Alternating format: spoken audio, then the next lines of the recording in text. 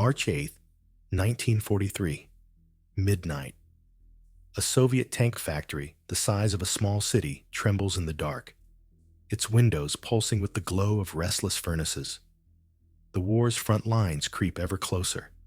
But tonight, the greatest danger is inside. Sirens shatter the silence. Somewhere in the labyrinth of machines, a sharp explosion erupts. Then another. Flames. Smoke. Men and women bolt from their stations, coughing, blinded by panic and the stench of burning oil. On the central control balcony, Valentin Roshin, the exhausted plant director, stares down at chaos. The tanks, a lifeline for thousands at the front, are halted, unfinished, and helpless. Every second of lost production tears a hole at the front line, where soldiers already outnumbered and outgunned fight to hold back disaster. In the shadows, a lone engineer, Anatoly Zhukov, rushes against the tide. His uniform is soot-streaked, his eyes bloodshot. Just days on the job, he spotted something others missed. Sparks shooting from ancient wires strung like veins across the ceiling. For weeks, quiet warnings went unheard. Now, if these fires aren't stopped, the factory falls, and with it, the hope of an entire army. Above the crackle of fire, another fear grows. What if this is sabotage? Whispers hiss through the crowd. Not accident, but enemy action. One overlooked wire, and the Soviets lose the battle before dawn. Tonight, as the factory burns, one man's courage will decide who wins the war. The enemy at the gate, or the engineer willing to risk everything for a chance to save his country. Every inch of factory number 183 pulses with urgency. 40,000 workers rotate through blistering 12-hour shifts. Every man, woman, and teenager molded by exhaustion and resolve. Overhead, banners scream, "Every tank for the front! Every hour counts!" The air is thick with gasoline, steam, sweat, and the desperate hope that each new machine might change the war. Below massive cranes, welders spark rivers of molten steel into turret rings. In the foundry, iron is poured night and day until even the concrete glows dangerous orange. The relentless rhythm of hammers and endless lines blurs days into nights. Here, rest is rare. Telegrams from the front are daily heartbreak. Tonight, the plant spits out up to 24 T-34s. Each tank a lifeline, each delay a death sentence. Just last week, Yuri, a young assembler with trembling hands, received a letter. His brother's regiment was promised tanks from this very factory, but production lag meant they faced German armor with nothing but rifles and grit. Suddenly, chaos strikes. A voltage surge rips through Line 6. Screaming blue arcs leap overhead, blinding light and searing heat. Someone shouts, "Get down!" as sparks rain, setting oily rags ablaze. Workers scatter. One slips, crashing to the floor as a burst of flame licks at his boots. "Not like this," he sobs, clutching a lucky medal. Panic swells. Victor, the veteran welder, covers a young woman with his jacket as fire alarms howl. "My son is out there fighting in a tank we build tonight," he gasps, voice raw. Valentin Roshin, the plant's director, barks orders through choking smoke, mind racing. Tanks promised, tanks lost, dreams gone up in flames. Every unfinished hull now equals unprotected soldiers. In chaos, Anatoly Zhukov moves against the current. Awake, hyper-focused, he sweeps his gaze over scorched panels, catching what others miss. Wires stripped, connectors loose, almost as if someone wanted disaster. Another explosion, even louder. "Fire! Help! Line 7 is down!" shrieks a foreman, voice rising above the cacophony. Zhukov kneels beside a still-smoking box, ignoring pain, using his own shirt to wipe away ash and blood. "If we lose this hour, we lose tomorrow," he mutters, horror flickering in his eyes. Tonight, the true war is not only fought on distant battlefields, but in this blazing factory, on the edge of collapse. And survival will depend on those brave enough to confront sabotage, fear, and failure before the enemy ever arrives. Dawn never truly broke over factory number 183. The sky was gray with smoke long before the sun could rise. Even before the war, this earth felt cursed. Men and women, barely adults, built these walls on nothing but hunger, fear, and promises scratched in chalk. Anna, a machinist since 41, would later joke, "We finished the first hall with bricks so cold, we thought they'd shatter if you sneezed." They raced against time, pouring concrete with bare hands, rewiring scavenged generators, learning on the move. "Are you an electrician now?" one foreman asked, pushing a teenage volunteer onto a ladder. "No, but I will be by tomorrow," the boy grinned. And by nightfall, the same boy watched 2 cables melt, sending a blue spark so bright it burned the eyebrows off his friend. "We called him No Brow all winter," Anna recalls, half laughing, half remembering the terror. Mistakes were everywhere. Pipes burst, transformers smoked, new cranes bent under their own weight. Shift leaders kept tallies of fires not on charts, but in scars. Each week, at least 1 explosion, 2 near misses, a dozen patched wires. The only thing that never broke, a grizzled mechanic liked to say, was our coffee pot, probably German. Everyone knew these slapdash fixes invited danger. The great blackout of spring 42 nearly doomed a whole shipment. Machines screeched to a halt, half-built hulls swinging in the air as someone, fingers trembling, tried to reconnect the main switch with a file, and solder melted over a candle. Whispers grew. "I heard the Germans drop fake manuals just to throw us off. Maybe it's not just fatigue. Maybe there's a traitor." The fear soaked into every creak in the wall, but the world outside didn't slow. News filtered in. German factories rebuilt after bombings, churning out panthers and tigers. Over there, it's engineers. Here, it's whoever's still standing. Someone spits, tired. Even as laughter and bravado filled the mess hall, everyone felt the dread. The factory was a miracle on the razor's edge. Zhukov watched the older hands, saw the way they checked each fuse box twice, fingers trembling behind forced jokes. That night, as he traced the latest wires burnt black, he realized every fire, every spark was a warning. If nothing changed, someone's luck, and maybe the war itself, would finally run out. Anatoly Zhukov had always believed in the power of quiet persistence. As a boy, he'd spent whole days dissecting broken radios, dreaming not of glory, but of making things work when no one else could. His mother called him the stubborn heart, never loud, never quick, but never willing to give up. The war turned that stubbornness into survival. He came to factory number 183 as an outsider. His accent marked him. His silence set him apart. At first, older workers scoffed. "You're no city man, Anatoly. He'll burn out in a week." Even foreman joked. If a cable failed, it was Zhukov's curse. But Anatoly felt every setback deeply. When he miswired a fuse and nearly blinded a welder, he didn't sleep for 3 nights. He hid his tremors behind frantic sketches, haunted by the faces of men who trusted him, yet doubted him all the same. "If I fail," he'd whisper in the dark, "it's not just a lost shift, it's lives on the line." What set Zhukov apart wasn't just skill, but a relentless need to understand. He listened to old-timers swap tales of fires and close calls, quietly noting every detail.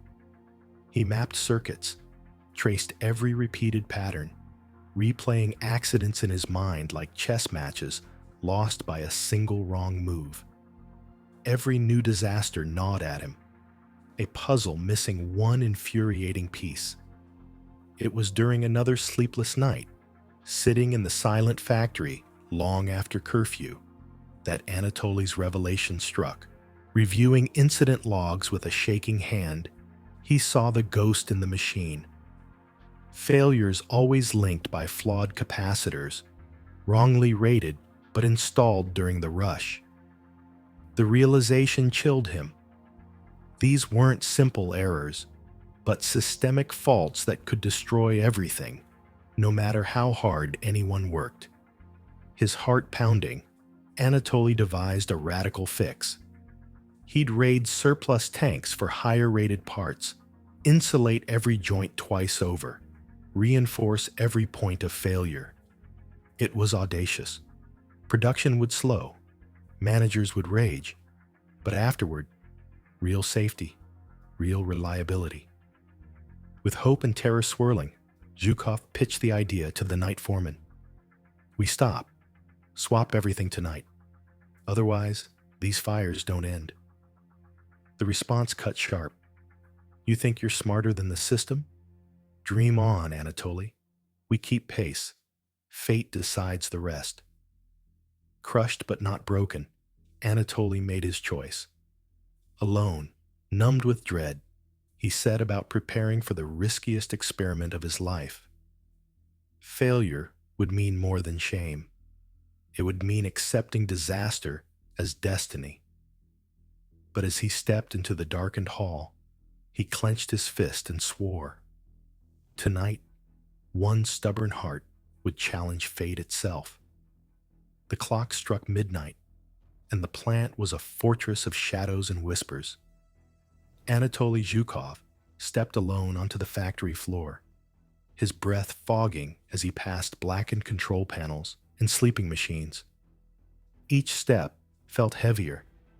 His resolve warred against terror, the ghosts of every failure haunting him. In the break room, the old crew huddled over mugs of bitter chicory, voices scraping the silence. "What are you doing, Zhukov?" barked the foreman, seeing Anatoly with wires and a battered toolbox. "This isn't the hour for heroics. You fix what you're told, or you don't fix at all." Anatoly met his stare, shoulders squared. "I saw the pattern. If we keep patching, the next fire will be the last." The group bristled. One older electrician, Ivan, spat. "I'd rather risk the Germans than risk my job. You think you're smarter than fate?" Word spread fast. By 12:30, everyone knew. Zhukov planned a complete overhaul, using spare parts from defunct tanks, no matter the consequences. If he pulls this off, he's a magician. If he fails, we all pay for it, a mechanic whispered in awe. Each minute stretched tight. Anatoly worked in near darkness, sweat freezing on his brow. He rewired junctions, reinforced every link, hands trembling but deliberate. Time ran thin. Every knock from a distant corridor could mean the arrival of a supervisor, or the end of his career. Halfway through the operation, alarms blared. A false surge, but enough to send adrenaline surging. Someone ran in, shouting, "Shut it down! You'll fry the whole grid." Anatoly refused to waver. "If I stop now, fires win. I'd rather break every rule than bury another friend." Ivan joined him, at last, passing tools wordlessly.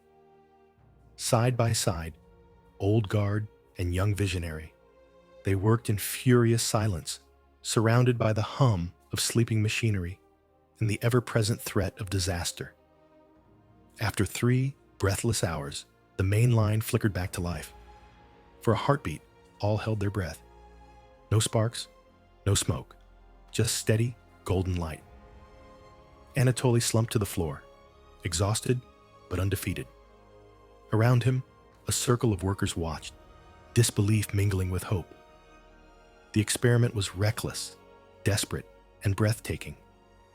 Whether it would hold through the next shift, no one dared predict.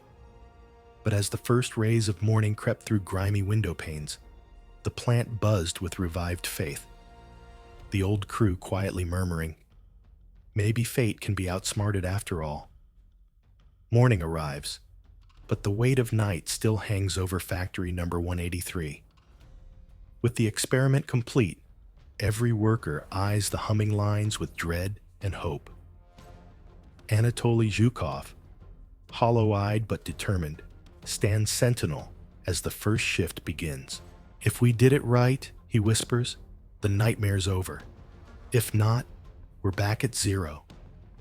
The siren sounds, signaling the restart. Engines whir, cranes swing, and conveyor belts lurch to life. Each movement echoes suspense. A dozen mechanics line up by the fuse boxes, jackets off, ready to leap.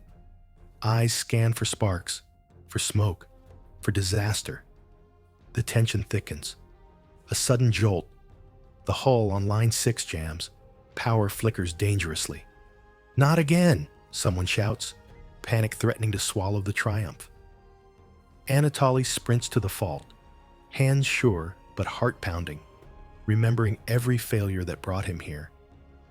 He ducks under the conveyor, finds the new junction point he and Ivan rebuilt in the night. For a breathless second, the voltage surges, then holds.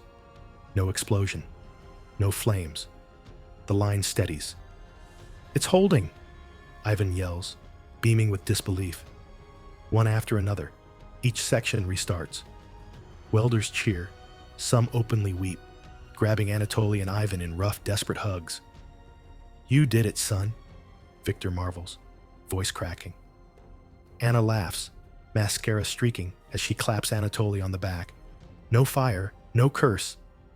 Every machine, every tank seems blessed anew. No more hazard, only an unstoppable flood racing for the front. News spreads through the plant and beyond. Zhukov's fix worked. Orders restored. Maybe, just maybe, nothing is impossible. For the first time in months, workers stop to breathe, share stories, and believe in tomorrow. Anatoly slouches against a pillar, overwhelmed but proud, as dawn turns the grimy windows golden.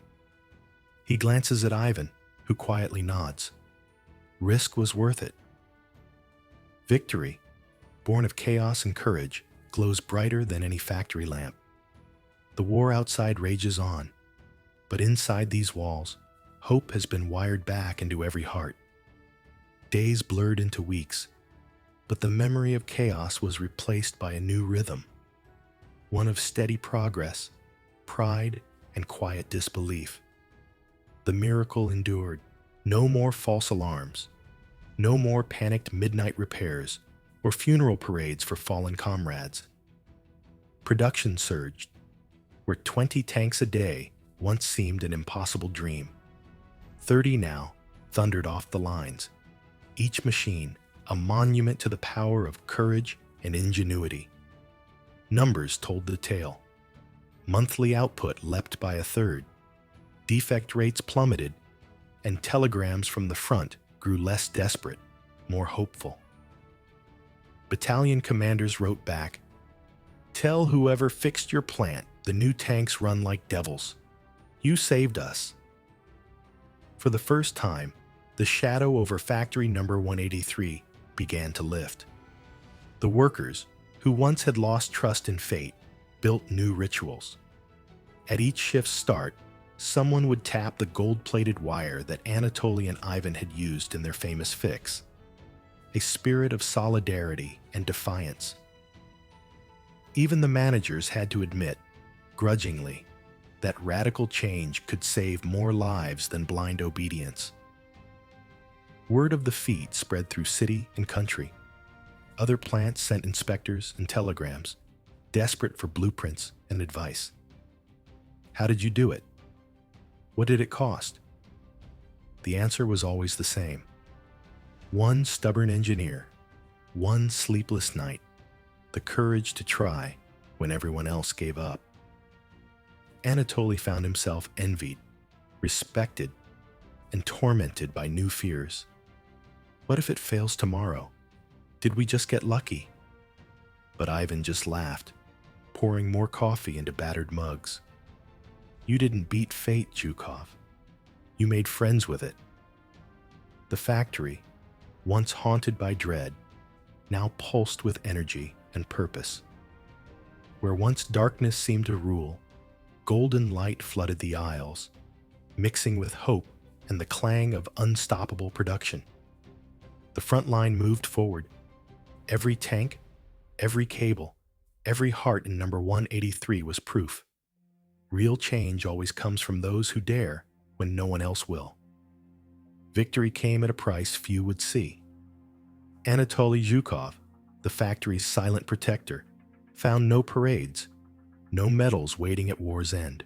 The halls where he fought fires became quiet, then forgotten.